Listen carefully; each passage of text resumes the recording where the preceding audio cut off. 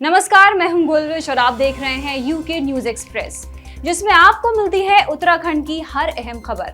देश दुनिया की बड़ी खबरों का भी मिलता है अपडेट। इस वक्त देश की सबसे बड़ी खबर नागरिकता संशोधन कानून यानी कि CAA है, जिसे केंद्र की मोदी सरकार ने देश में लागू कर दिया है।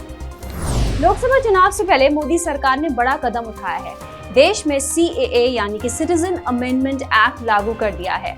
गृह मंत्रालय ने CAA के नियमों को लेकर अधिसूचना 11 मार्च को शाम 6 बजे जारी की। CAA के लागू होने से अब 3 देशों के गैर मुस्लिम शरणार्थियों को भारत की नागरिकता मिलेगी। इन 3 देशों में पाकिस्तान, बांग्लादेश और अफगानिस्तान शामिल हैं। CAA लागू करने के बाद गृह मंत्री अमित शाह का बयान भी आ गया है। शाह ने कहा कि जो वादा किया था उसे पूरा किया। हमने इस शरणार्थियों को सम्मानजनक जीवन देने का काम किया है। उनकी संस्कृति, उनकी भाषा, उनका धर्म, उनके परिवार की महिलाओं का सम्मान, उसका रक्षा करने का काम किया है। और कल से इस देश में आया हुआ हर एक शरणार्थी मेरे और आपके जितना ही अधिकारी है। इस देश पर ये अधिकार हमने। देश में CAA के लागू होने पर ही कई शहरों में जश्न मनाया जा रहा है। बीजेपी के मंत्री और नेता इसे ऐतिहासिक कदम बता रहे हैं। CM धामी भी इनमें शामिल हैं। CM धामी ने कहा है कि PM मोदी का कदम राष्ट्र हित में दृढ़ इच्छा शक्ति को दर्शाता है। मोदी हैं तो मुमकिन है। जो बांग्लादेश के अंदर पीड़ित थे, पाकिस्तान में पीड़ित थे, अफगानिस्तान में पीड़ित थे, हिंदू, बौद्ध, सिख, ईसाई, सभी को इस कानून के लागू होने के बाद देश के अंदर नागरिकता मिल जाएगी। उनका जीवन आसान हो जाएगा, उनको कानूनी मान्यता मिल जाएगी। मैं आदरणीय प्रधानमंत्री जी का धन्यवाद करता हूं, आदरणीय गृह मंत्री जी का भी धन्यवाद करता हूं। मोदी सरकार ने CAA लागू कर दिया है, लेकिन इसे लेकर सियासी घमासान भी शुरू हो गया है। कांग्रेस, समाजवादी पार्टी, TMC से लेकर तमाम विपक्षी दलों के नेता मोदी सरकार पर हमला बोल रहे हैं। मुस्लिम समुदाय से कई मौलाना और मुस्लिम धर्मगुरु भी बीजेपी को घेर रहे हैं। कह रहे हैं कि जानबूझकर लोकसभा चुनाव से पहले CAA लाया गया है, क्योंकि बीजेपी को अपना वोट बैंक जो बढ़ाना है और चुनाव किसी भी हाल में जीतना है। मोदी सरकार पर ध्रुवीकरण की राजनीति के आरोप लगाए जा रहे हैं। बीजेपी के मंत्री और नेता ऐसे सियासी हमलों का जवाब दे रहे हैं। CAA को आपको NPR और NRC से जोड़कर देखना जरूरी है। क्या अमित शाह पार्लियामेंट में मेरा नाम लेकर नहीं कहे थे कि ओवैसी जी, NPR, NRC भी आएगा? क्या अमित शाह कई टीवी इंटरव्यूज में नहीं कहा था कि NPR, NRC आएगा?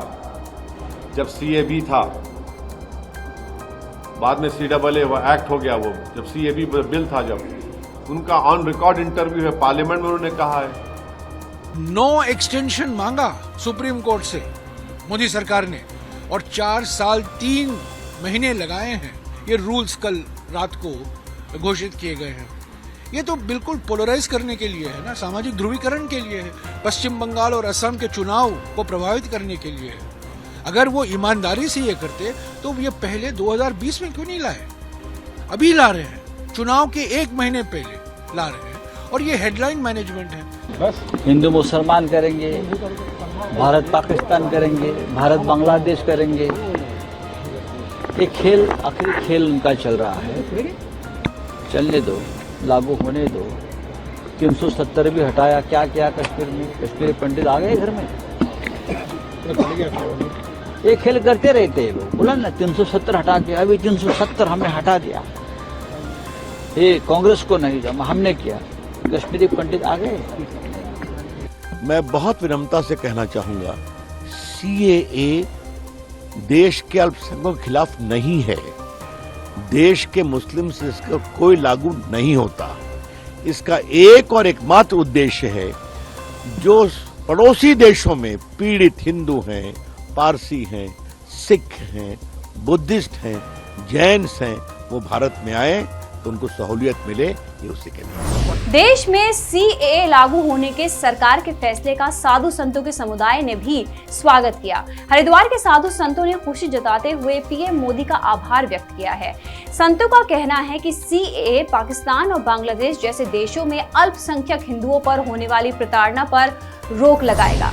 उपेक्षित हिंदुओं को अन्य देशों में जहां अल्पसंख्यक थे उनके साथ ज्यादती हुई और उनका आखिर कौन है, तो इसमें बड़ा दिल दिखाते हुए भारत सरकार ने एक बहुत बढ़िया और बहुत बड़ा फैसला लिया है। इसको संत समाज पुरजोर स्वागत करता है। अतिथि देवो भव। जो अगर कहीं हमारे भाई कष्ट में हैं, किसी पर अत्याचार हो रहा है और वो हमारे देवभूमि भारतवर्ष में जो हमारे प्राचीन सत्य सनातन धर्म की संस्कृति पर यह देश गुजर बसरान कर रहा है, तो स्वागत है उनका। और ये जो सुविधा भारत सरकार ने दी है, इस सुविधा का लाभ उन भाइयों को मिले, हमारे मित्रों को मिले, तो मेरे मत में तो ठीक है, अच्छा है। 4 साल पहले ये होमवर्क चला था, उसके ऊपर लोगों ने इस पे टिप्पणी करी थी और धरने भी दिए थे, लेकिन आज जो फैसला आया है कल शाम, ये हम भारतवासियों के लिए बहुत उत्सव का विषय है। हम स्वागत करते हैं। और ये जो कानून पास हुआ है, ये आज का नहीं, बहुत पुराना लटका हुआ था, लेकिन इच्छा शक्ति जिसमें राजा में होगी वो ये फैसले ले सकता है। माँ गंगा जी का आशीर्वाद माननीय प्रधानमंत्री जी में बना रहे, मैं ऐसे मंगल कामना करता हूँ। आंगनबाड़ी वर्कर्स के बाद देहरादून में अब आशा वर्कर्स सड़क पर अपना हक मांगने उतर आई हैं। आशा कार्यकर्ताओं की वेतन वृद्धि समेत कई मांगे हैं। अपना हक मांगने के लिए आशा वर्कर्स ने सचिवालय का घेराव करने की कोशिश की, लेकिन पुलिस ने रोक दिया, जिसके बाद आशा वर्कर्स धरने पर बैठ गईं। उत्तराखंड की आशा वर्कर्स की मांग है कि उन्हें 18,000 रुपए प्रतिमाह मानदेय मिले।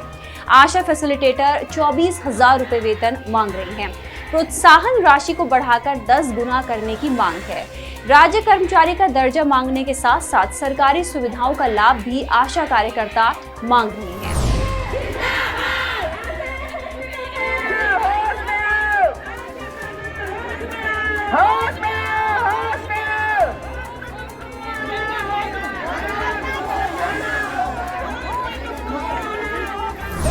लोकसभा चुनाव से पहले उत्तराखंड में बीजेपी ने महिला वोटर्स को साधने की मुहिम तेज कर दी है। बीजेपी के कार्यकर्ताओं को बूथ स्तर पर महिला लाभार्थियों से संपर्क करने का टारगेट दिया गया है। प्रदेश में 39,72,000 से ज्यादा महिला वोटर्स हैं। पिछले लोकसभा चुनाव में बीजेपी को महिला वोटरों से करीब 61% वोट मिला था। महिला कल्याण पर धामी सरकार का पहले से फोकस है। ऐसे में माना जा रहा है कि महिला शक्ति उत्तराखंड में फिर कमल खिलाएगी। मोदी की गारंटी वाले प्रचार वाहन उत्तराखंड के कोने कोने में पहुंच रहे हैं। विधायकों को प्रचार वाहन अपने क्षेत्रों में पहुंचाने की जिम्मेदारी मिली है। इसी कड़ी में रुड़की के विधायक प्रदीप बत्रा ने विकसित भारत मोदी की गारंटी प्रचार वाहन को झंडी दिखाकर रवाना किया। ये गारंटी प्रचार वाहन घूम घूम कर जनता को सरकारी योजनाओं की जानकारी देगा। बीजेपी विधायक प्रदीप बत्रा का कहना है कि बीजेपी देश में इस बार 400 से ज्यादा सीटें जीतने वाली है। जिंदाबाद जिंदाबाद जिंदाबाद, भारतीय जनता पार्टी जिंदाबाद जिंदाबाद जिंदाबाद, नरेंद्र मोदी जिंदाबाद जिंदाबाद जिंदाबाद, जेपी नड्डा जिंदाबाद। धामी की अगुवाई में बीजेपी लोकसभा चुनाव में उत्तराखंड में फिर कमल खिलाने की तैयारी कर रही है, तो कांग्रेस बीजेपी पर ताबड़तोड़ हमले बोल रही है। ये आरोप लगा रही है बीजेपी फिर से सत्ता में आई तो वो बाबा साहब अंबेडकर के बनाए संविधान को बदल देगी। जातीय जनगणना के मुद्दे पर भी कांग्रेस ने हमले बोले हैं। सुनवाते हैं आपको उत्तराखंड कांग्रेस के प्रदेश अध्यक्ष करण महरा के नए सियासी हमले। इस समय देश के संविधान को भारी खतरा है, क्योंकि बीजेपी के सांसद ही इस बात को कह रहे हैं कि 2024 के चुनाव में 400 का संख्या पार करते ही हम बाबा भीमराव अंबेडकर के संविधान को बदल देंगे। और ये बड़ी चिंता का विषय है।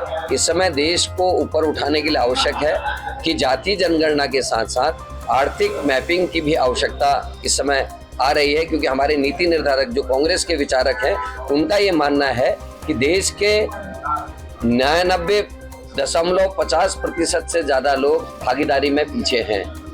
एक विशेष वर्ग की और कुछ ही जातियां ऐसी हैं जिनका सारी चीजों में कब्जा है। वन घोटाले में ईडी की जांच सामना करके हरक सिंह रावत ने अपनी ही पार्टी पर खड़े किए हैं सवाल। हरक सिंह रावत ने कांग्रेस नेत्री लक्ष्मी राणा के कांग्रेस से इस्तीफा देने को लेकर बयान दिया। कहा है कि लंबे समय से कांग्रेस के लिए समर्पित रही एक अकेली महिला के साथ कांग्रेस कहीं भी खड़ी होती हुई नहीं दिखाई दी है। हरक सिंह के मुताबिक ईडी की छापेमारी के दौरान उनके घर पर कांग्रेस के विधायक पहुंचे थे, लेकिन जब इसी मामले में लक्ष्मी राणा से ईडी ने पूछताछ की तो उनको ढांढस बांधने के लिए कोई नेता नहीं गया। हरक सिंह रावत ने लक्ष्मी राणा के पार्टी से इस्तीफे को जायज ठहराया। उन्होंने कोई गबन नहीं किया, कोई कुछ नहीं किया, तो राजनीतिक रूप से छापा था। अब राजनीतिक रूप से अगर छापा है, राजनीतिक प्रतिद्वंदता के कारण छापा है, तो कम से कम कांग्रेस को खड़ा तो होना चाहिए था ना। मेरी बात हुई थी उनसे और वो इतनी दुखी थी, कह लेंगे इस पार्टी में रह के क्या करूँगा मैं। जिस पार्टी में भाई अगर किसी पार्टी में आदमी रहता है, किसी परिवार में रहता है, तो दुख सुख में परिवार नहीं खड़ा होगा क्या? तो वहाँ वो जायज है, देखिए बिल्कुल जायज है। हरक सिंह रावत के इस बयान को लेकर कांग्रेस का जवाब भी आया है। प्रदेश अध्यक्ष करण सिंह महारा ने कहा है कि जरूरी नहीं है कि हरक सिंह रावत के मामले में जिसको भी ईडी का समन जाएगा सबका नाम लेकर हम सपोर्ट में खड़े हों। देखिए, मैंने उनका बयान नहीं सुना, लेकिन क्योंकि लक्ष्मी राणा जी जो जांच हरक सिंह जी के ऊपर बैठी है उसके कारण ही उनको भी बुलाया गया और हरक सिंह रावत जी के फेवर में हमने सारे बयान दिए। अब ये ज़रूरी नहीं है कि हरक सिंह जी के केस में जितने लोगों के को ईडी से समन जाएगा सबसे हम इंडिविजुअली सबका नाम ले लेके सपोर्ट में खड़े हैं। मसूरी में जिला प्रशासन ने मतदान के लिए लोगों को जागरूक करने की मुहिम छेड़ दी है। मतदान के लिए लोगों को शपथ भी दिलाई। जागरूकता कैंप मसूरी के एमपीजी कॉलेज में लगा। बड़ी संख्या में युवा वोटरों को भी मतदान के लिए शपथ दिलाई गई। 2019 के लोकसभा चुनाव में मसूरी में वोट प्रतिशत काफी कम रहा था, इसलिए प्रशासन इस बार वोट प्रतिशत बढ़ाने की कवायद में जुटा है। मतदाताओं को जागरूक करने के लिए कैंप तो लग ही रहे हैं, रैली और अलग अलग कार्यक्रमों के जरिए भी वोटरों को जागरूक करने का अभियान चल रहा है। समुदाय, भाषा अथवा अन्य किसी भी बिना सभी पौड़ी में ख्याति प्राप्त राज्य पुरस्कृत मतदाताओं का नाम मतदाता सूची में दर्ज करने को लेकर ज्वाइंट मजिस्ट्रेट ने अहम बैठक की। ज्वाइंट मजिस्ट्रेट के मुताबिक पौड़ी विधानसभा के अंतर्गत जिसने भी ख्याति प्राप्त और राज्य पुरस्कृत लोग हैं, उन्होंने खेल, शिक्षा, संस्कृति और राजनीति जैसे विभिन्न क्षेत्रों में अपनी अहम भूमिका निभाई है। ऐसे लोगों के नाम पौड़ी विधानसभा में दर्ज होंगे ताकि अन्य लोग भी मतदान के लिए उनसे प्रेरणा लें। मीडिया से ये भी अपील की गई है कि यदि उनके संज्ञान में कोई ऐसा व्यक्ति है जिसने समाज के लिए अपनी अहम भूमिका निभाई है, लेकिन उसका नाम किसी कारणवश मतदाता सूची में दर्ज नहीं है, तो उसकी जानकारी दें ताकि ऐसे लोगों के नाम इस सूची में दर्ज हो सके। पीएम मोदी ने गुजरात के अहमदाबाद से देश को दी है 10 नई वंदे मातरम ट्रेनों की सौगात। जिन 10 नई वंदे भारत ट्रेनों को पीएम मोदी ने वर्चुअली हरी झंडी दिखाई है, उनमें उत्तराखंड को मिली वंदे भारत भी शामिल है। ये नई वंदे भारत ट्रेनें लखनऊ और देहरादून के बीच दौड़ेगी। हफ्ते में 6 दिन चलने वाली लखनऊ देहरादून वंदे भारत एक्सप्रेस 8 घंटे 20 मिनट में सफर पूरा कर लेगी। दूसरी ट्रेन इसी दूरी को तय करने में 11 से 12 घंटे समय लेगी। देहरादून से लखनऊ के बीच में नई वंदे भारत ट्रेन 7 स्टेशनों पर रुकेगी। पीएम मोदी ने कुल 85,000 करोड़ की रेलवे परियोजनाओं की सौगात दी है, जिनमें से 5,120 करोड़ रुपए की योजनाएं उत्तराखंड के लिए हैं। पिछले अगर हम 10 वर्षों की बात करें तो 2 लाख करोड़ से भी ज्यादा की योजनाएं उत्तराखंड राज्य के लिए स्वीकृत हुई है। आज हम देख रहे हैं उत्तराखंड के रेलवे के क्षेत्र में भी 5,120 करोड़ का बजट आवंटित किया गया है। अमृत भारत स्टेशन योजना के अंतर्गत 6 स्टेशनों के पुनर्विकास का कार्य किया जा रहा है। आदरणीय प्रधानमंत्री जी, देवभूमि की जो भी मांग होती है, जो भी जरूरत होती है, उन सभी मांगों को, उन सभी जरूरतों को बिना कोई देरी किए हुए पूरा करते हैं, हमको स्वीकृति प्रदान करते हैं। तो इस बुलेटिन में अभी के लिए बस इतना ही। हमें दीजिए इजाजत। कल फिर से हाजिर होंगे कुछ बड़ी खबरों के साथ।